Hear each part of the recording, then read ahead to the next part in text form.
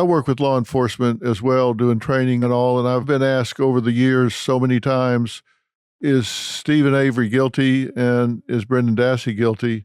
I've given the same answer every time, and that is, all I can tell you for sure is that neither one has ever had a fair trial. Don't know if they did or didn't. I can tell you what I think. What I know is they've never had a fair trial. Well, look, I can speak only as Brendan's lawyer, but I've represented Brendan Dassey for 15 years now. And my work on his case and getting to know this young man who was 17 when I met him, he is 33 years old now. I am so proud to represent Brendan Dassey. The only evidence connecting him to this murder is this confession we're talking about, where he's not even able to describe what happened. I mean, every citizen who cares about truth, who cares about due process, who cares about reliability in our criminal justice system should be jumping off their couches and, rushing out there to make sure that this doesn't happen again. Not to Brendan, not to any other special education student, not to any other kid, not to any of us, right? The way the system let that boy, now man, down is just heartbreaking. Laura provided the opportunity for us a few weeks ago to chat with Brendan.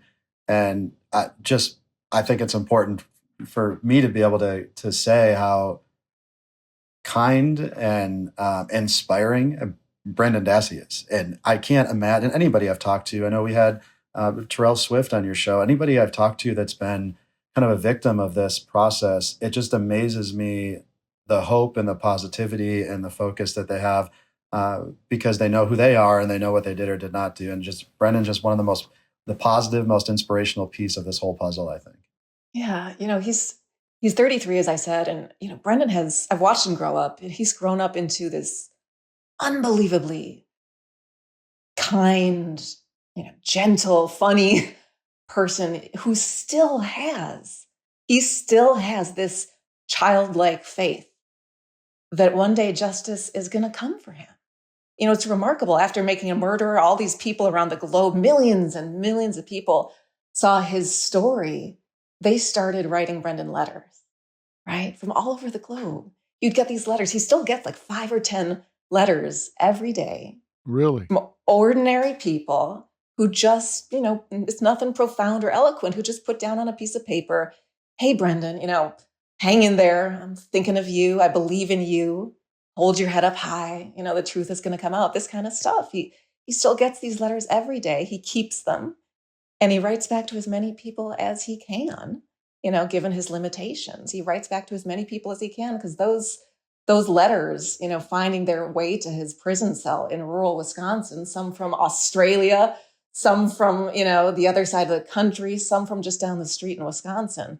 Those letters give him an enormous amount of hope. Laura, what is next for him, and what's it going to take for him to get released, get reconsideration, get a fair trial? What's it going to take? It's going to take courage, Dr. Phil. It's going to take courage. If someone in Brendan's position legally right now, the best option is to go to the governor of Wisconsin and seek executive clemency. In this case, a commutation, which means a cutting short of a sentence, essentially an act that would free him. So that's all that's left? That's Brendan's, best option right now by a mile. So right now, we are in a process of education, of collaboration, reaching out to folks around the state of Wisconsin. Hey, have you heard about Brendan Dassey? Come talk to someone like Dave, right? A law enforcement authority who knows what he saw when he saw those tapes, who's shown those tapes to 50,000 cops around the country to train them. Come and just sit down with us, talk with us, watch this video, meet Brendan. And, I guarantee once you approach this case with an open mind, there's only one right, decent thing to do, which is free Brendan Dassey. And what is his sentence right now? He was sentenced to life in prison with the first possibility of parole in 2048 when he will be 59 years old. 2048. That's right. Good God. And one of the amazing things, Dr. Phil, is because of all these problems with his case that we're talking about, during his trial, when he was on trial back in 2007, the prosecutors actually offered him what they call a mercy plea. No strings attached, just say you did it. We'll give you 15 years in prison. Don't have to testify, nothing. Just say you did it, 15 years. He said, no, I didn't do it. I want to go to trial. I want to get through this trial. I want to prove my innocence. Now, because he went to trial and was convicted, because people don't understand why someone would falsely confess, right? Right. Now he's got life in prison. He's done way more than 15 years. He's coming up on 17 years now. Yeah, he would be out. That's right. That's right. But he stuck to his principles and it landed him a life sentence. Wow. That's sad. Nobody knows. But like I said, what I know for absolute certain is he has never had a fair trial, and he certainly hasn't had a fair shake. I'm having lunch this afternoon with Marty Tankleff. I worked on his case back when he was still in on trying to get him out. And as you know, he was exonerated, got out, became an attorney, is now adjunct professor at Georgetown and works on just these kind of cases and has a family. And you just hope when you give people the chance they deserve, you see what happens. It's just astounding to me. No, it's what you were saying before, the resilience that these folks show and the humanity that we're locking up wrongfully in these cases. Marty's a great example. And, Dave, you know Marty as well as I do. Yeah, Marty's, again, another example of an inspiration. He's helped testify in some of these legislative hearings to get policy change. He's been a great support. And I think, if we go on just real quick back to Brendan's case, and, I mentioned we use some of these examples in our training, among other cases and examples. I tell Marty's story all the time. Most, if not all, investigators identify the same thing when they watch these tapes. And I don't know the investigators that were involved in Brendan's case. I don't know their mindset at the time. But when I talk to investigators today, when they reflect back, I'm sure they wish they would have done things differently, even just because of the reliability or unreliability that comes from those statements and the approach that was used. And I think that's powerful. We've got investigators across the globe that recognize there's an issue with the reliability of that information. And as Laura said, that's the information that was used to convict. And so we've got a simple math problem here. Yeah, that's shocking. So what is the solution? A lot of what is being done, I think it's generous to say that it's confirmation bias. I think it's generous to say that it's tunnel vision. I think that there's just a lot of, I don't care. I've got somebody in the box here and my job's to get a conviction. I'm going to get a conviction. I've worked with so many of these prosecutors who have just told me straight up, I came over here, A, to get experience in front of a jury, and B, to build up a one-loss record, hopefully perfect.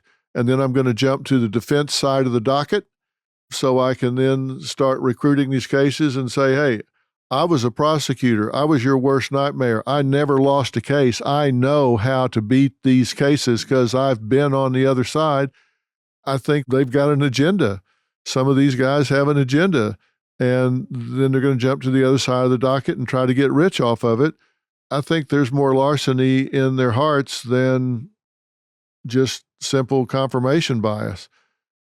But what do we do? How do we fix this? What does the legislation need to call for? Well, I can speak to the law enforcement piece of this. There's a slide I have in our PowerPoint that says if it ain't broke, break it. And part of the first thing that we have to do when we're training investigators is identify they've used techniques for the last several decades that in their mind have been successful because they have successfully solved some cases. And so the first thing we have to do is educate what all of these potential tactics are that can be a problem. The second thing we have to do in conjunction with that is provide education on what training does work. About almost a year ago now, my hometown of Buffalo, New York, we had a shooting, a racist attack at a grocery store. Sentencing was just about a week ago.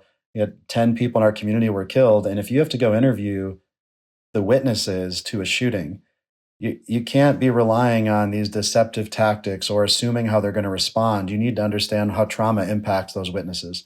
And the same thing applies in all of these cases, is providing a tool for investigators to go get information. From a legislative piece, the last third piece of this remedy is making sure not only policy, And a department reflects new training, making sure that's bought in from the command staff top down, making sure the prosecutor's office knows what a reliable confession looks like.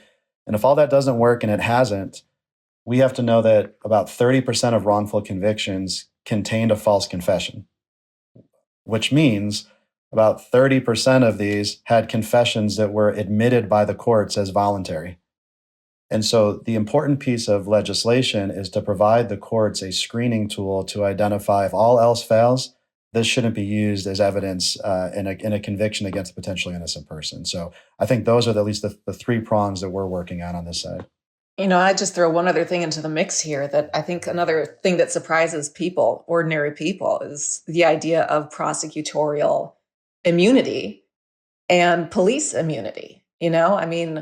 For those of us who are just, doing our jobs, living our lives, you make a big mistake at your job, or if you do something intentionally wrong at your job, all of us can be held liable. People can sue us, right? I can get sued as a lawyer for malpractice. We can all get sued in different ways, held accountable for the things that we do wrong. But what's wild is that for police and prosecutors, it's not the same, right? They have been carved out of that system and given special immunity so that if you are a prosecutor, and let's say you are a bad guy, and you decide to intentionally frame someone for murder, knowing that they're innocent, right? The worst of the worst of the worst things you can do, send them away to prison for life or maybe to death row, and you do this on purpose.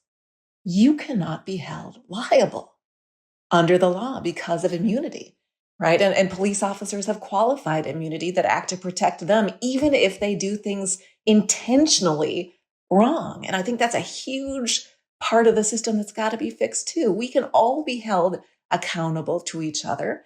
And there's no reason to take a couple of groups of professions, police, prosecutors, and treat them different than doctors or teachers or, other important people with important responsibilities in our society.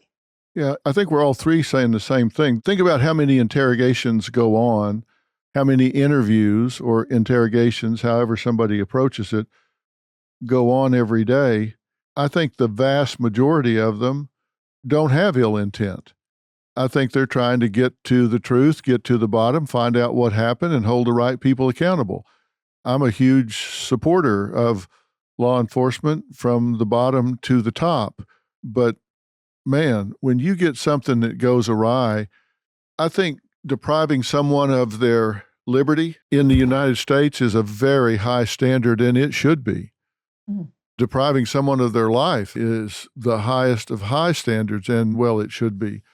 There's got to be some kind of standard, some kind of review, check and balance system here. And having spent so much time in the litigation arena, I've told my staff here, if you get stopped, you get in juxtaposition to some crime, you don't want to say anything about anything to law enforcement.